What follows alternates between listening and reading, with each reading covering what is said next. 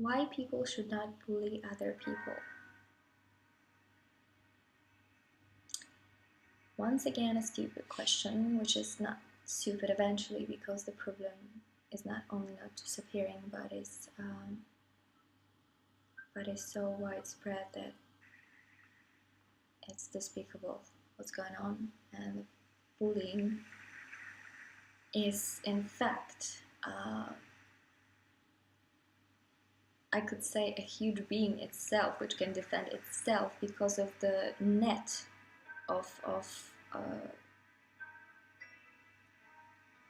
subjects that it includes and objects, and it includes so many spectrums of events and so many layers, and there are so many kinds of bullying. There's and so many places of bullying, like school bullying, DV, the home bullying, domestic violence, so-called, and bullying at work.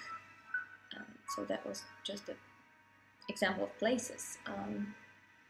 But the kinds of bullying is the physical bullying, which could be from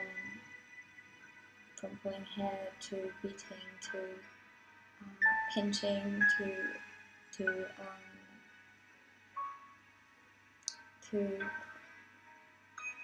killing someone, or to sexual abuse. And that also, all of these physical layers go to the mental bullying. Physical bullying is always also mental bullying, but mental bullying is not always physical bullying, though sometimes too, because it goes to the somatic problems with body and health, physical health. So there's also mental bullying, psychological bullying, which is calling names, yelling, shouting, forcing one's rights over someone else's in a very subtle way. For me personally, the more subtle the bullying, the more dangerous and the more annoying and dangerous, I said that already, but the more scary the bullying, because nobody believes the victim, and it's like having a leg broken, but nobody sees that, so everybody steps on it. That's how I could compare it. That's what I could compare it to. Yeah. So my feelings about it is I feel so sad and I feel sorry about the whole problem. I feel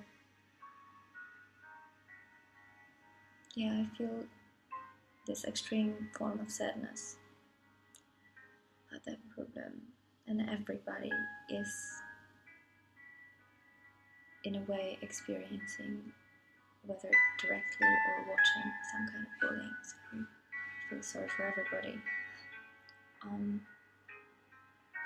Then my needs are to focus on the victims, to believe the victims, to not, if we are lucky enough that someone chooses us to speak to us about a problem that they have, to believe them, to help them, even if it costs us our energy and health sometimes, and it does sometimes. It does indeed, but it's worthwhile after all. And to focus on their needs and on listening to them. And if we have enough evidence, to also try to encourage the victims to take legal actions if bullying is considered illegal, which every bullying should be considered illegal, but unfortunately it isn't. To encourage the victims to take legal actions and to provide them with help. They can't do this themselves, I can guarantee you that. To not say, oh, you can do it. No, they can't. Have the balls and help them, or don't bullshit them. So to encourage to take legal actions and to not feel sorry for their oppressors, because very often victims do feel responsible for their own suffering and do feel sorry for their bullies. I know that. I know that from my own experience. From very early childhood till now. I know. And it's not, oh, please feel sorry for me. But do please feel sorry for me, but it's not about me. It's about all of us. So I'm begging you to not be indifferent about people's sad eyes. If you see sad eyes, it's your responsibility to make someone trust you enough to tell you eventually what's going on, and to not be indifferent, and to not leave that person with that problem, to not neglect it, to not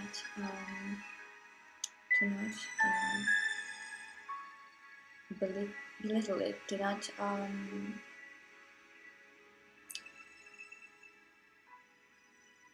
and to definitely do not add to the problem, or say, oh, it's nothing. It's never nothing. It's everything, and it's not only something, it's everything to that person. So I encourage you, please, to focus on the victims. If you have enough strength and balls, and they have enough evidence about their bullies, to please go with them and be their companion in this terrible process of scratching old wounds in order to cure them later, and taking legal actions against bullying and bullies. Thank you, and Happy New Year.